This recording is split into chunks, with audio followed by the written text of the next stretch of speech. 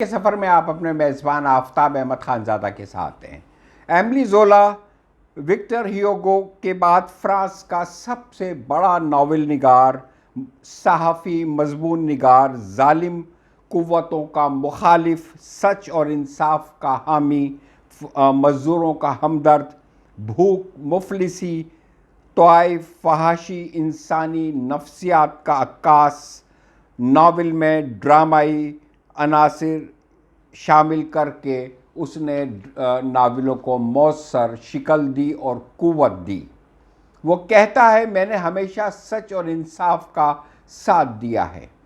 میری صرف ایک ہی آرزو اور خواہش ہے کہ جو لوگ اندھیرے میں ہیں انہیں روشنی میں لایا جائے، جو دکھ میں سانس لے رہے ہیں انہیں خوشی دلائی جائے۔ یہ میری روح کی آواز ہے، اگر یہ جرم ہے تو دن کی روشنی میں مجھ پہ مقدمہ چلایا جائے۔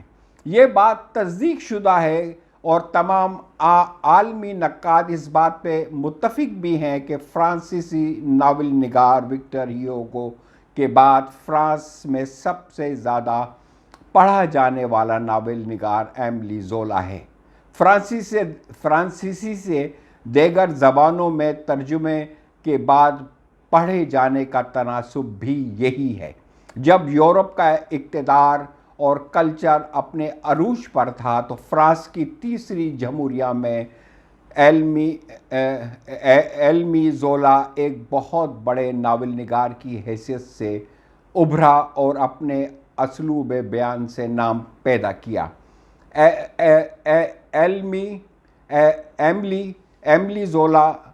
ایملی زولا نے اپنے عہد کو ایک صحافی کی نظر سے دیکھا، مشاہدے اور تجربے سے مواد اکٹھا کیا، واقعات اور کرداروں کا ذخیرہ جمع کیا اور انہیں ایک منصوبے کی لڑی میں پرویا اور لکھنا شروع کیا۔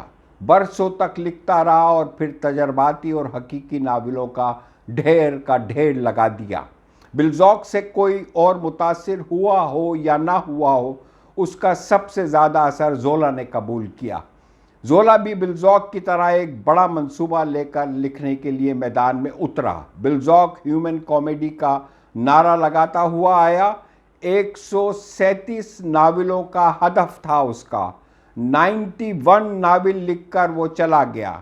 زولا نے بھی اپنے منصوبے کا اعلان کیا۔ اس کے ذہن میں 20 ناولوں کا منصوبہ تھا جو اس نے پورے کے پورے لکھے۔ ناولوں کی یہ لڑی یا سیریز دراصل ایک خاندان کی سوشل، نیچرل، بائیوگرافیکل کہانی ہے جس کا آغاز فرانس کی دوسری جمہوریہ میں ہوتا ہے۔ پہلا ناول اس نے اس خاندان اور اس کے افراد کا تعارف اور ان کی جذباتی اور رومانی زندگی اور روزمرہ کی خوشیوں اور دکھوں پر مبنی ہے، اور باقی 19 ناول اس خاندان کے افراد اور ان کی اولاد کے گرد گرد گھومتے ہیں۔ زولا خود لکھتا ہے، میں دراصل ایک خاندان اور انسانوں کے اس چھوٹے سے گروہ کو سوشل سسٹم میں چلتے پھرتے دکھانا چاہتا ہوں، اور پھر اس گروہ سے جنم لینے والے بچوں کی زندگی کا احاطہ کرنا چاہتا ہوں اور دکھانا چاہتا ہوں کہ بڑے ہو کر ایک دوسرے سے رابطہ رکھتے ہیں یا رشتوں کے دھاگے توڑتے ہیں، اور وہ بنے ہوئے معاشرتی نظام میں کیسے زندگی گزارتے ہیں۔ میں یہ سب کچھ فکشن کے دائرے میں دکھانا چاہتا ہوں۔ زولا نے اپنے اس منصوبے پہ عمل کیا اور 20 ناولوں کی سیریز مکمل کی جو بہت کامیاب رہی، اور قارئین کو نانا جرمینل منی اور ہیومن بیسٹ جیسے ناقابل فراموش ناول دیے۔ زولا کی اس سیریز کے ناول 1871 سے لے کے 1893 کے درمیانی عرصے کی سیاسی، معاشرتی، سوشل، خاندانی اور جذباتی صورتحال کی عکاسی کرتی ہے۔ زولا بہت منہ پھٹ، تلخ مزاج اور سچا لکھاری تھا۔ اس نے مصلحت سے کام لیا، نہ اچھے برے حالات سے سمجھوتا کیا۔ اس نے جو کچھ دیکھا اس پر کھل کر تنقید کی۔ ایک بار اس نے خود لکھا تھا، ایک رومانی مصنف دنیا کو رنگین شیشے سے دیکھتا ہے جبکہ نیچرلسٹ شفاف شیشے سے۔ زولا ایک نیشنلسٹ تھا، چنانچہ اس نے نظری اور فکری طور پر دنیا اور دنیا کے مسائل کو رنگین کی بجائے شفاف شیشے سے دیکھا۔ وہ مذہب، پادری اور نپولین بوناپارٹ کے سخت خلاف تھا، اور اس نے اپنے ناولوں اور مضامین میں کھل کر اس بات کا اعتراف کیا ہے۔ زولا 2 اپریل 1840 کو پیرس میں پیدا ہوا، لیکن اس کا بچپن، لڑکپن اور جوانی کے کچھ سال ایکس این کے صوبے میں گزرے، جو اس کے ناولوں میں پلیزنس کے نام سے جانا جاتا ہے۔ 1858 میں پیرس آیا۔ باپ اٹلی کا اور ماں فرانس کی تھی۔ 1862 تک اس کو فرانس کی شہرت نہ ملی تھی۔ زولا کا ابتدائی زمانہ بہت غربت میں گزرا، بہت سے محکموں میں کلرکی کی اور آخرکار ایک اخبار سے منسلک ہو گیا، جس سے اسے پیسہ بھی ملا اور شہرت بھی ملی۔ اس عرصے میں اسے اے جی میلی مل گئی، جس سے اس نے 1870 میں شادی کر لی۔ یہ شادی اچھی ثابت نہ ہوئی۔ زولا بچے کا خواہش مند تھا۔ 1888 تک کوئی بچہ نہیں ہوا۔ زولا نے نیشنلسٹ تحریک کی سربراہی کی اور اپنی کہانیاں موسپا اور دوسرے لکھنے والوں کے ساتھ مل کر چھپائیں، اور مسلسل اس تحریک کو آگے بڑھانے کے لیے کام کرتا رہا۔ زولا 1902 میں فوت ہوا۔ اس کی موت ایک مستری کی نااہلیت کی وجہ سے ہوئی۔ مستری اس کے بیڈ روم کی چمنی ٹھیک کرنے آیا۔ چمنی درست کی، لیکن اس کو بند پائپ کو صاف کرنا بھول گیا۔ کوئلوں کی ساری گیس کمرے میں بھر گئی اور زولا صبح دم گھٹنے تک مر گیا۔ زولا کی زندگی کا ایک سنسنی خیز واقعہ 1898 میں ہوا، جو اس کی تخلیقی زندگی پر بہت زیادہ اثر انداز ہوا۔ یہ فرانس کے صدر کے نام ایک کھلا خط تھا، جو اخبار کے پہلے صفحے پر چھپا۔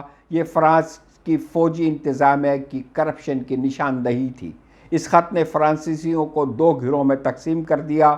دنیا میں بدنامی الگ ہوئی۔ حکومت نے زولا کے اس خط کا سختی سے نوٹس لیا اور اس میں مقدمہ قائم کر دیا۔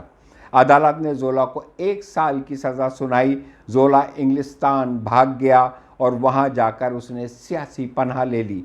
یہ سارا ہنگامہ ایک یہودی کیپٹن ڈینی فیوس کے بارے میں تھا، جسے ایک سازشی جال میں پھنسایا گیا تھا، اور زولا نے اس کی مدد کی تھی۔ سال کے بعد جب کیپٹن کے خلاف مقدمہ واپس لے لیا گیا اور اسے پورے اعزازات سمیت بری کر دیا گیا، تو زولا واپس پیرس آ گیا اور اپنے 20 ناولوں کی سیریز مکمل کرنے میں مصروف ہو گیا۔ زولا کی اہم ترین ادبی صفت اس کے ناولوں کی فضا، پس منظر اور موضوعوں کا انتخاب ہے۔ زولا سے پہلے زولا کے عہد میں ناولوں کی فضا، ماحول اور پس منظر پیرس کے امراء تھے۔ زولا نے اس روایت کو توڑا اور اپنے موضوعات ورکنگ کلاس اور مزدوروں کی دنیا سے ڈھونڈے۔ تاریک کوٹریوں اور ملوں کی دھواں دار فضا سے اپنے کردار تلاش کیے۔ اس سیریز کے بیشتر ناول انہی موضوعات کے پلاٹ پر مبنی ہیں۔ دکاندار، اسٹور، فیکٹری کے مزدور، دفتر کے ماحول میں کام کرنے والے کلرک، زولا نے انہی کرداروں، ان کی زندگی کے مخفی پہلوؤں کو ایک نقاد کے طور پر ناولوں میں لکھا ہے۔ اس معاشی طور پر پسے ہوئے طبقے کے گھریلو حالات، بھوک، مفلسی، شراب کی لت، جنس زدہ ذہنیت اور ان کی مشتعل فطرت، یہ سب کچھ زولا کے ناولوں میں ملتی ہے۔ ایسی زبان جو ان کی اندرونی فطرت کو بے نقاب کر دیتی ہے۔ اس کے علاوہ فرانس کے ماحول میں طوائف اور فحاشی کا بڑھتا ہوا رجحان، جو صنعتی انقلاب کے بعد تیزی سے سوسائٹی میں اپنی جڑیں پکڑ رہا تھا، ان تمام چیزوں کی عکاسی زولا اپنے تخلیقی فرض سمجھتا تھا۔ وہ خود کہتا ہے، اگر تم مجھ سے پوچھو کہ میں دنیا میں کیوں آیا ہوں، تو میں کہوں گا میں ایک فنکار ہوں، میں اور میرا کام اونچی آواز میں بات کرنا ہے۔ زولا نے ہمیشہ سچائی اور انصاف کے حق میں آواز اٹھائی اور مخالف قوتوں سے مقابلہ کیا۔ فرانس کی حکومت کو یہ بات پسند نہ تھی، اس پر مقدمہ چلا، لیکن جب سچائی سامنے آئی تو حکومت کو ہار ماننا پڑی۔ لیکن حکومت نے اندر ہی اندر زولا کو سزا دی۔ اس سزا کا انکشاف 10 سال بعد ہوا اس کی وفات کے۔ 10 سال بعد زولا کے گھر کی چمنی ٹھیک کرنے والے مستری نے اس راز سے پردہ اٹھایا اور کہا کہ سیاسی وجوہات پر ہی میں نے زولا کے گھر کی چمنی کو بند کیا تھا، جس سے گیس زولا کے کمرے میں بھر گئی تھی اور زولا کی موت واقع ہوئی تھی۔ مستری، فرانس کی حکومت اور کمرے میں بھری ہوئی گیس، تینوں نے مل کر زولا کو مار دیا، لیکن وہ سچائی کا گلا نہ گھونٹ سکے جو صدیوں سے چل رہی ہے اور چلتی رہے گی۔ زولا اس کے بارے میں خود کہہ گیا تھا، "The truth is no march and nothing will stop it." اس سچ اور حق کا سفر کوئی شخص نہ روک سکا ہے اور نہ ہی کبھی روک سکے گا، نہ دنیا میں اور نہ ہی پاکستان میں۔ خدا حافظ۔ اپنا اور اپنے پیاروں کا بہت خیال رکھیے گا۔